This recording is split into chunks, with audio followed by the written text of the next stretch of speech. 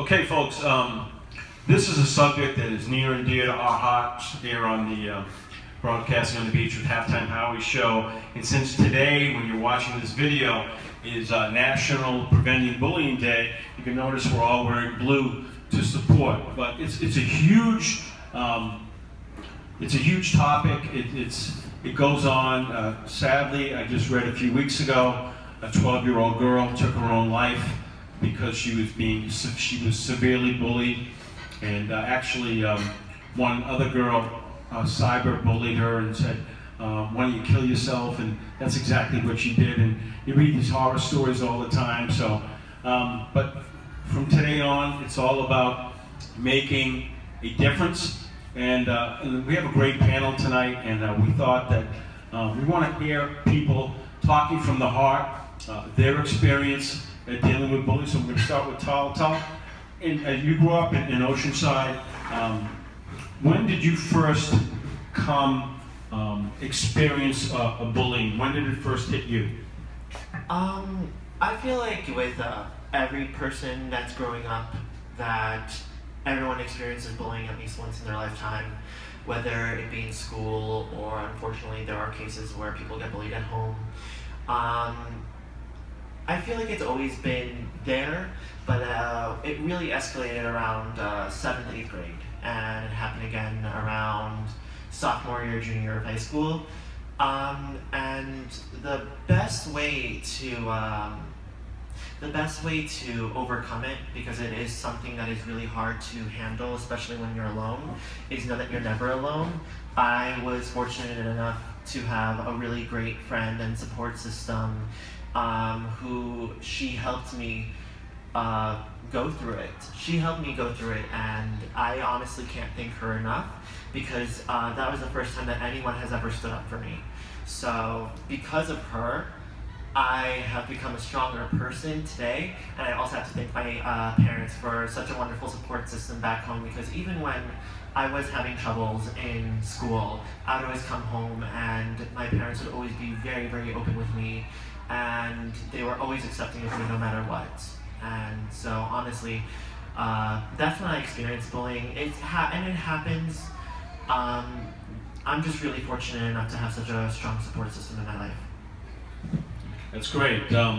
Rocco and Rich, you're both on the spectrum. Yes. And I imagine growing up, being on the spectrum, it led to some problems dealing with bullying. So Rocco, why don't you share some of your experiences with bullying? Well, the thing about bullying is, I kind of look at it like this: the fact that it makes you really think about like why people do it in the first place. A lot of why people do it in the first place, I've come to believe, is because, you know, people go to school.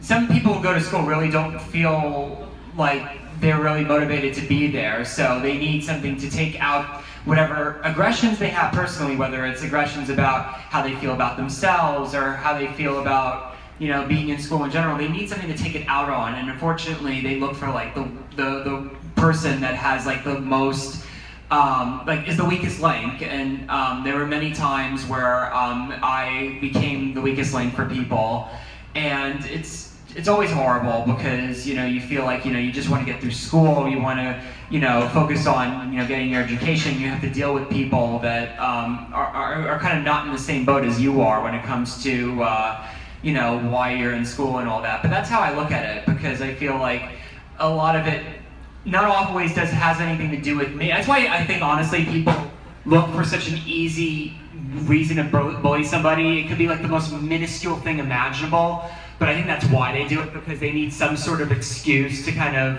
you know, take their aggressions out on somebody, and that's just what it is, unfortunately. I think that's why it's always been there, and I think that's why, particularly as you get older and you progress in your education, it's not quite as, like for instance, when you go to college, when I went to college, it wasn't quite as much of nearly as much of an issue as it was in high school.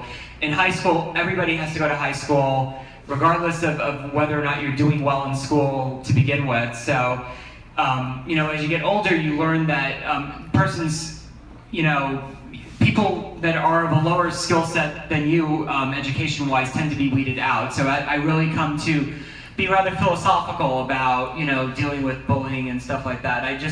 It really goes back to what the Trevor Project says. They always say that, it always gets better. And I definitely feel in regards to bullying that once you get through your teenage years, which are considered the most volatile years of your life, things can get better, and the way your outlook on people gets better. So I think that a lot of it is dealing with, kind of biding your time and really being able to not let what other people say and do affect who you are. So I think that's what I have to say about that. Rich, why don't you talk about some of your experiences dealing with bullying and how you dealt with it? Absolutely, Howie. I dealt with it actually a lot in high school, but also rather recent. I had a friend, I'll just give his first initial M. He would pick on me constantly because I have Asperger's. He would kick me in the balls and tell me ass beasts shouldn't procreate. And it was very, very difficult. Also, he'd pick on me because I was Jewish. He'd tell me, he one time shoved me in my own oven. I mean, it was pretty intense.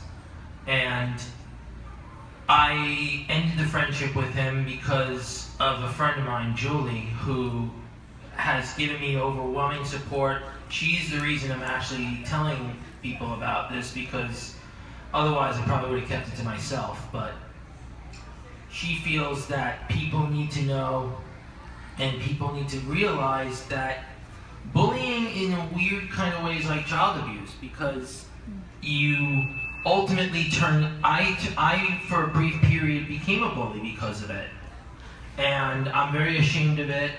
I bullied my friend Jonathan, and I bullied him constantly, and I didn't even realize half the time that I was doing it, because as M was bullying me, I was bullying John.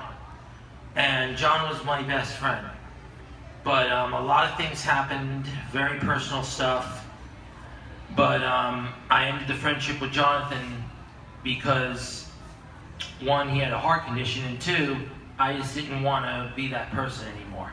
I needed to step back. I needed to find myself. I needed to re-identify myself. And most importantly, Howie, I needed to deal with it. Because bullying is a very dangerous thing. It is extremely dangerous.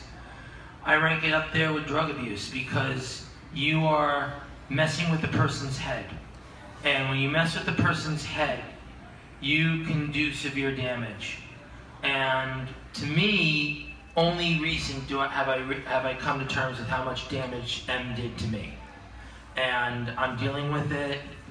Thanks to Julie, thanks to this, thanks to you, Howie, I'm coming out of my shell for the first time in God knows how many years, and I love it.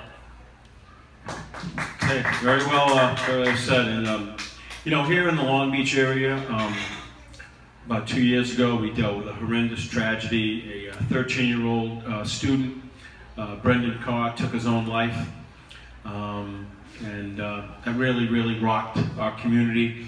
I'll never forget the story. 3 kids followed him home from school, and they beat him up in front of his house. His mom was working at the time, and he went upstairs and took his own life. And there's a lot of Brendan Carrs throughout the world, and so I just want to talk about some of the steps that a child should take who is in the process of being bullied. Number one, communicate with your parents.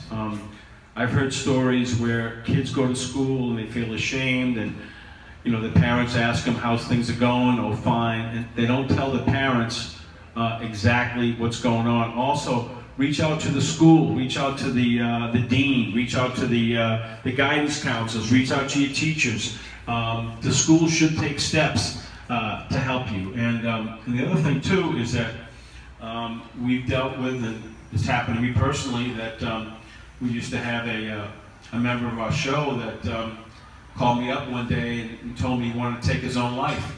And I told him to call 911 and to get help immediately. So that's the other thing, is that if you're ever in the throes of depression, always reach out to the hotlines. Here in Long Island, it's Long Island Crisis Center. I know when I was in Massachusetts, they have, you know, the Good Samaritans.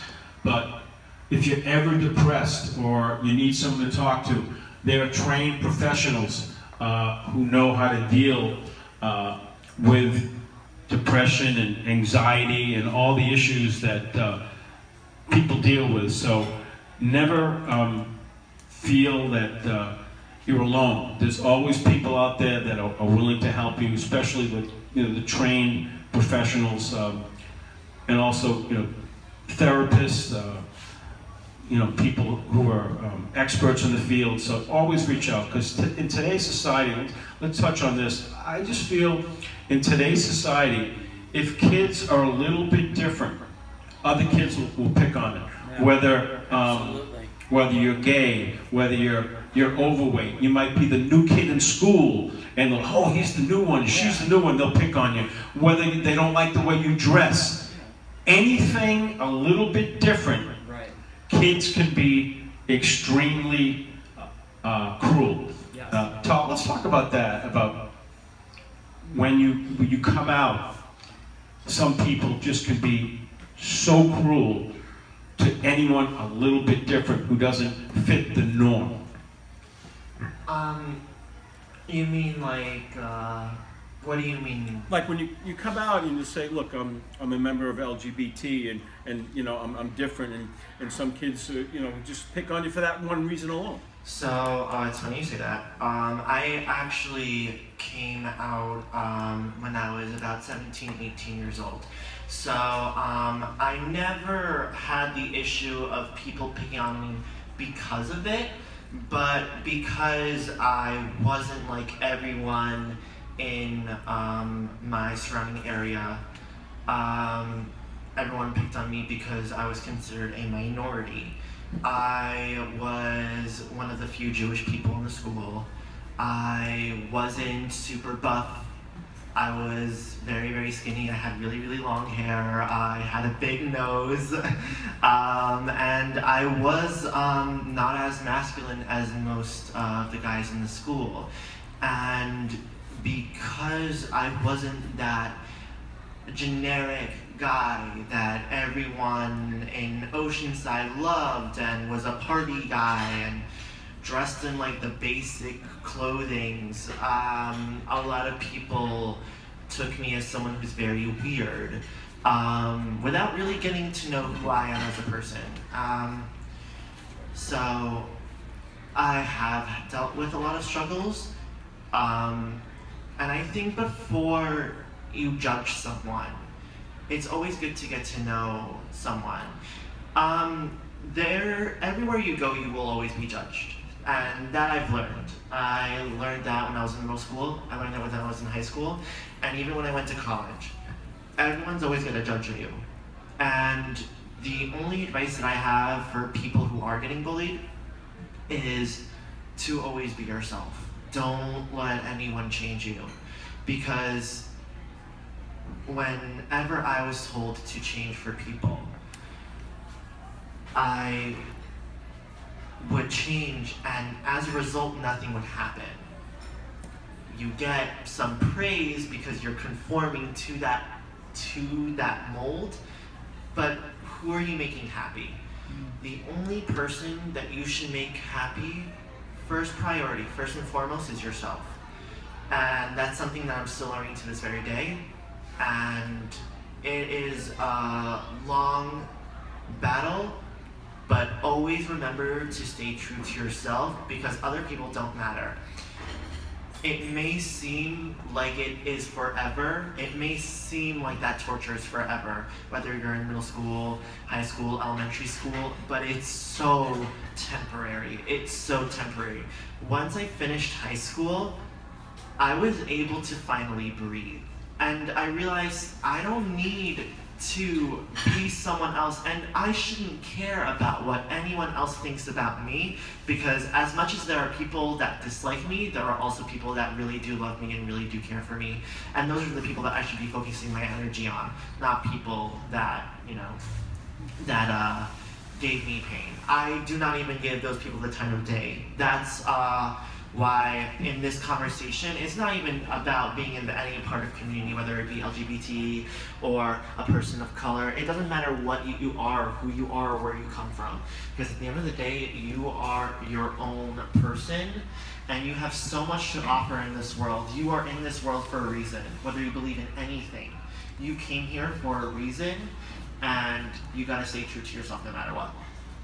That's awesome. That's so, you know, the theme that, if you look at our sign, with a show that gives you information, entertainment, and a show that gives you information, entertainment, and inspiration. And Tal began the show with entertainment, but this really is the true inspiration, because all these stories are extremely inspirational. And Rocco, one thing I want to ask you about, and because it's right up your alley, is that I thought one of the terrific programs over the last year or so, which really dealt with bullying and preventing suicide, has had a major impact on society, and that's the Netflix show 13 Reasons Why.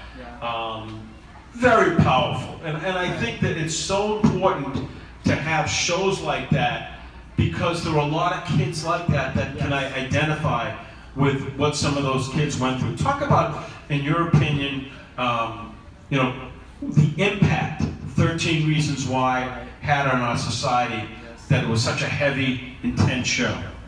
That is very true. I think, well, at least when 13 Reasons Why first aired, the first year it was on, I definitely think that it definitely set the stage for having a conversation about suicide and all that, because I think you really look at what young people are going through now, there really is a theme of anxiety and insecurity that's sort of rippling through the entire, you know, the landscape today. And I think that at least when 13 Reasons Why started, it was definitely a pretty good way to address that conversation, because there hadn't really been a show on television that was really delving into this issue in as much detail as it did. Of course, there's a little bit of debate about whether or not having it be so, you know, show the suicide in such a gratuitous, you know, kind of unflinching fashion was the right call, but, you know, but overall, I think it was something different for, you know, teens to see something that gives them a more detailed sense of what they're going through. Unfortunately, the second season of the show, I feel, has kind of robbed a little bit of whatever goodwill it was trying to achieve the first season, because I feel like they really milked the premise of it to like its bare bones, unfortunately. So I really don't know if, you know, the show really still is vital past the first year it was on, but the fact that they had, you know, the first season, you know, would probably be enough for most people. To, you know, to add to that, we've had different things in music that have touched on the issue of suicide. There was a rapper, Logic, who had a really big hit, a big top 10 hit with a song called 1-800, which was the suicide hotline, and that was a big song that really addressed the issue of suicide. And it was definitely a song that touched a lot of people. And then even more recently, there was a song that came out from a rapper who ironically, even though the song is basically about threatening suicide on his girlfriend, he actually died in a much more tragic way. He died in a robbery gone wrong. This guy was named XXXTentacion. He had a song called Sad, which has become like one of the biggest hits of the year. And you know, it just shows again that suicide is something that a lot of young people think about. And I think that for a lot of people, they feel that, you know, addressing it in, whether it's in television or in film or in music, it just definitely shows how much of a real issue it still is, and how much people have been more brave in talking about it. Absolutely, and one of my favorite movies of all time, which really was one of the first movies ever to really focus on bullying, was The Karate Kid. Yes. And you know, and it's so great that 34 years later, they have a new series called Cobra Kai. Right. And it shows you where they are now. And again, it drives home the point about bullying. And also on this show, we've been very active reaching out to organizations dealing with bullying. I just want to talk about a few right now as we get in the segment. First of all, the large organization, Long Island, is the Long Island Coalition Preventing Bullying. Joe Salamone is the executive director, has been on our show several times. Then there's a local group right here in the Oceanside, Long Beach area, Communities Against Bullying. We've had the two founders on our show many times, Michelle Leo and Thomasina. And then we've also had a couple of times, you know, and I commend them. I think every school should have an anti-bullying club. But we've had the Long Beach Anti-Bullying Club led by the Dean Phil Bruno on our show several times. So we believe in reaching out to organizations that are focusing on, you know, preventing bullying. And folks, again, if you go, especially to you, the high school students, or you, no matter who you are or where you are, if you're getting bullied, there's always help.